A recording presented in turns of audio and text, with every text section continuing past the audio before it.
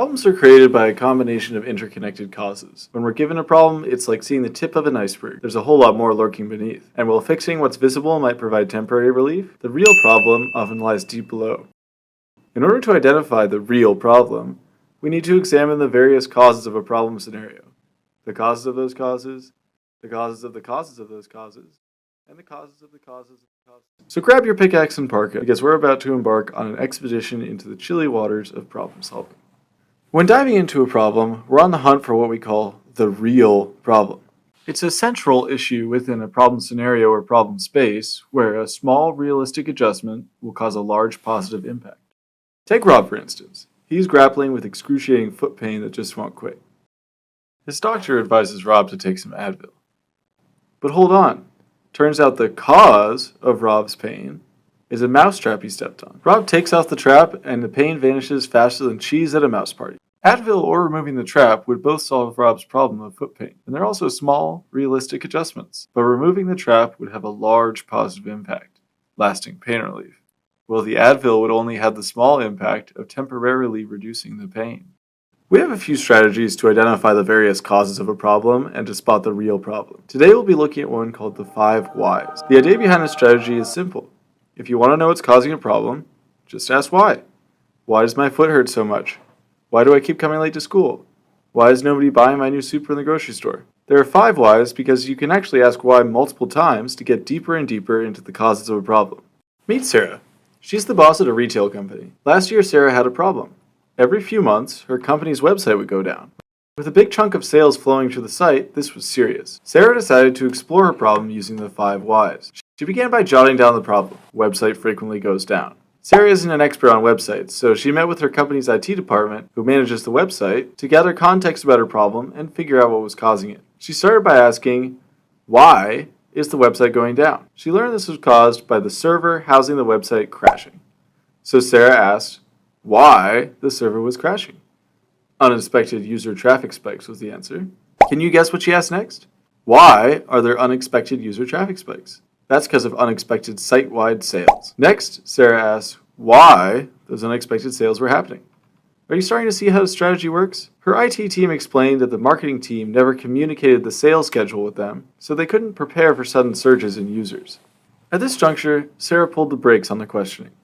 She concluded that the real problem lay in poor communication between the marketing team, who organized the sales, and the IT team, who managed the website server. Sarah took action, setting up a meeting between the two departments to address the communication glitch.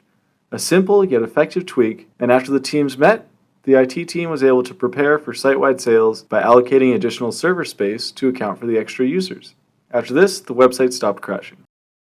Let's take another look at what Sarah did. She took her problem, identified a cause, then a cause of that cause, and then a cause of that cause. Moving deeper and deeper into a problem and its causes is called vertical thinking. At each step of the 5 whys, Sarah could have stopped and switched to thinking of solutions. For example, a solution to the user traffic spikes could be to stop doing site-wide sales. This would stop the website from going down, but it might also cost the company a lot of sales. Problem solvers call this an unintended consequence. We'll discuss them in a later video. So vertical thinking helps us identify a problem's cause and look deeper at the cause of that cause. But real problems have a lot of causes. Thinking about a wide range of things causing a problem is called lateral thinking.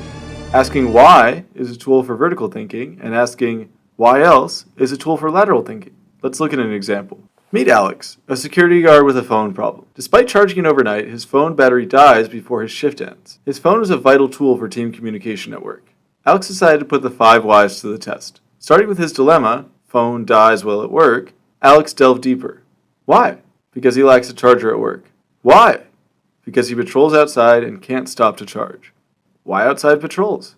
Because he's the newest guard and gets last pick of patrol. At this point, Alex had an epiphany. He rushed to his boss with a solution. Hire another guard for outdoor patrol so Alex can stay indoors and charge his phone. But alas, his boss wasn't sold. Hiring a new employee just to fix a dying phone issue? Not going to happen. What went wrong here?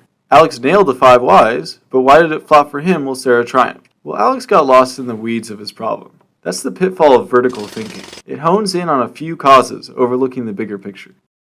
Alex needed to blend vertical and lateral thinking. Luckily, adding lateral thinking to the 5 whys is a breeze. Each why can sprout a why else. Take Alex's phone predicament. Why does the phone die at work? No charger at work. Okay, why else? Maybe the battery drains quickly. That opens up a new branch. Why does the battery drain quickly? It's an old battery. And why else? The LCD screen frequently turns on and off. Why is it turning on and off? Alex has notifications enabled for all of his apps, and they turn his phone screen on even when it's in his pocket. By fusing vertical and lateral thinking, Alex gains a clearer view of the problem and can devise more practical fixes. Solutions like portable chargers, new batteries, or tweaking notification settings to let only important alerts through. Alright, let's summarize. When you keep asking why and why else about a problem, it's like shining a flashlight all around it. This helps you look deeper into a cause, and the cause of that cause, that's thinking vertically, and wider at many different causes, that's thinking laterally. Drawing out those 5 whys and why else steps is like making a big map of the problem. You can see how different causes are connected, like pieces in a puzzle. Once you've mapped it all out, you can spot the real problem. Identifying the real problem helps problem solvers develop effective solutions that involve small, realistic adjustments and have large positive impacts. So next time you have a problem and find yourself jumping straight into thinking of solutions, take a step back and make sure you're solving the real problem by applying problem identification strategies like the 5 whys or why else.